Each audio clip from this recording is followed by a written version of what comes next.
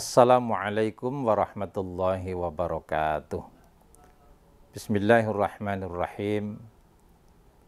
Alhamdulillahilladzi arsala rasulahu bil huda wa dinil haq liyudhhirahu 'alad dini kullih wa kafa billahi syahida. Asyhadu an la ilaha illallah wahdahu la syarikalah wa asyhadu anna Muhammadan abduhu wa rasuluh. Allahumma salli ala Muhammad wa ala alihi wa ashabihi ajma'in, amma ba'du. Para pemirsa yang semoga selalu dirahmati oleh Allah Subhanahu wa ta'ala, kita bersyukur kepada Allah atas segala nikmat. Sholawat dan salam semoga senantiasa terlimpah kepada Rasulullah Muhammad sallallahu alaihi wasallam. Allah Subhanahu wa ta'ala menjadikan Islam ini sebagai agama yang tidak hanya menjadi sebuah keyakinan, tapi Islam adalah agama amal. Islam adalah agama yang diimani dan diamalkan. Tetapi umat Islam tidak cukup mengamalkan Islam dengan ala kadarnya. Allah Subhanahu wa ta'ala menghendaki setiap amalan kita adalah amalan-amalan terbaik, amalan yang berkualitas. Dijelaskan oleh Allah Subhanahu wa ta'ala di dalam surat Al-Mulk ayat yang kedua. A'udzu billahi minasyaitonir rajim. Alladzi khalaqal mauta wal hayata liyabluwakum ayyukum ahsanu amala wa huwal azizul ghafur. Alladzi khalaqal mauta wal hayata. Dialah Allah yang menjadikan maut dan hayat. Ada yang menarik dalam kalimat ini. Allah menyebut maut dahulu daripada hayat. Ada beberapa tafsir yang bisa kita pahami. Imam At-Tabari misalnya menyatakan maut disebut terlebih dahulu ketimbang hayat, karena maut adalah perkara yang paling tidak disukai oleh manusia. Orang sakit berobat karena ingin sehat dan tetap hidup. Dan kalau ada yang mati, ada tangis. Itu artinya perkara yang tidak disukai oleh manusia. Wahbah Az-Zuhaili dalam tafsirnya Al-Munir menyatakan, al-maut didahulukan agar manusia mampu berbuat kebaikan lantaran menghayati, memahami hakikat maut. Semakin orang memahami kematian, maka semakin banyak kebaikan-kebaikan yang dilakukan. Allah menjadikan al-hayat dan al-maut itu tidak sia-sia tanpa makna. Ada tujuan di balik Allah menciptakan al-hayat dan al-maut adalah liyabluwakum ayyukum ahsanu amala. Untuk menguji kalian siapa di antara kalian yang paling baik amalnya. Karena itu maka muslim terbaik adalah muslim yang terbaik amalnya. Amalnya berkualitas. Seluruh rangkaian amaliyahnya, baik yang mahdhah, ibadah khusus maupun di luar itu, semuanya menjadi amalan yang berkualitas. Salat terbaik. Kalau itu zakat dan sedekah, maka sedekah terbaik. Rukuk dan sujud terbaik. Amalan terbaik adalah amalan yang berkualitas. Amalan yang berkualitas adalah amalan yang produktif. Dari amalannya itu menghasilkan kebaikan-kebaikan.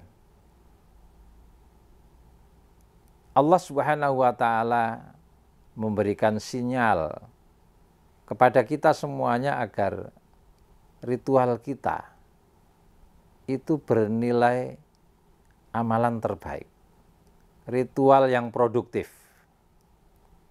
Ketika Allah menyampaikan tentang sholat, maka yang dikehendaki oleh Allah adalah sholat yang terbaik, sholat yang produktif.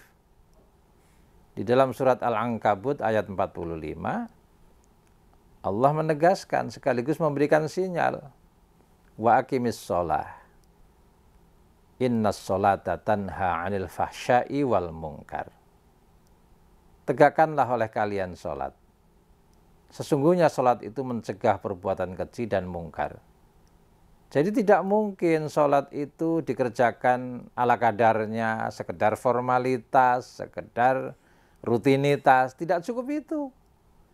Tapi di balik rutinitas, formalitas artinya sesuai dengan tuntunan. Tidak cukup itu, tapi setelah itu dituntut untuk berkualitas. Rutinitas kita adalah rutinitas yang berkualitas. Formalitas kita adalah formalitas yang berkualitas. Dari sholatnya itu terpancar kebaikan-kebaikan. Tanha 'anil fahsya'i wal munkar. Ini sinyalemen Allah bahwa sholat tidak boleh biasa-biasa saja. Sholat harus menghasilkan kebaikan-kebaikan. Caranya bagaimana? Dari sholatnya kita harus bisa menangkap pesan moral. Sejak takbiratul ihram sampai dengan salam, kita harus bisa menangkap pesan moral. Agar dari sholatnya itu melahirkan kebaikan-kebaikan. Mengangkat kedua tangan misalnya. Mengucapkan Allahu Akbar dalam takbiratul ihram.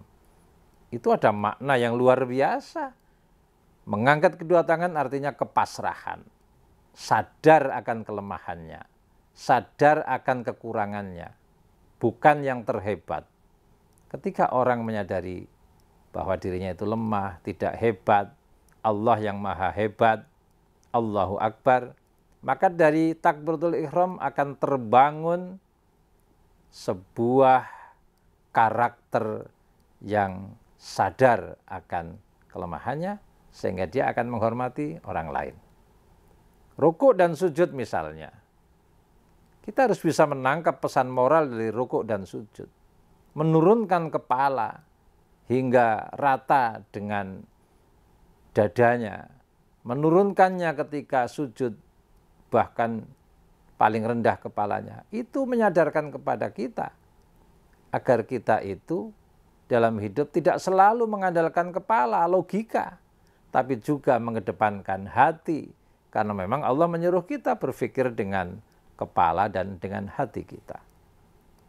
Itulah sholat yang berkualitas. Harus kita tangkap pesan moral yang ada di dalam sholat, sehingga menjadi produktif dari sholatnya itu. Puasa kita juga. Rasulullah SAW memberi sinyalemen, puasa jangan biasa-biasa saja. Puasa jangan berhenti pada puasa perut. Dalam hadis Ibnu Huzaimah dijelaskan, laisa siyam minal akli wasyarbi. Puasa itu tidak sekedar puasa perut, tidak makan, tidak minum. Innamas siyam, sesungguhnya akan tetapi siam itu adalah minal lagwi warrofas. Juga menahan diri, mengendalikan diri dari segala ucapan yang sia-sia dan perbuatan yang tidak punya manfaat, yang kotor. Ini namanya puasa yang produktif. Dari mengendalikan diri dari perutnya, tidak makan, tidak minum, akan terpancar kebaikan-kebaikan, mengendalikan diri dari yang lain, yang tidak mulia, yang kotor. Itulah amalan yang produktif. Karena itu maka Allah menciptakan kehidupan ini mulai dari kematian, kehidupan, lalu mati lagi dan hidup lagi. Itu adalah sebuah ujian agar kita menjadi orang-orang yang paling baik amalnya. Para pemirsa yang semoga selalu dirahmati Allah Subhanahu wa Ta'ala, mudah-mudahan Allah selalu membimbing kita, selalu memberikan petunjuk kepada kita, sehingga setiap amalan kita adalah amalan-amalan yang berkualitas, amalan terbaik yang itu diharapkan oleh Allah Subhanahu wa taala. Demikian, semoga bermanfaat. Nasrum minallah wa fathun qarib wa basyiril mu'minin. Wassalamualaikum warahmatullahi wabarakatuh.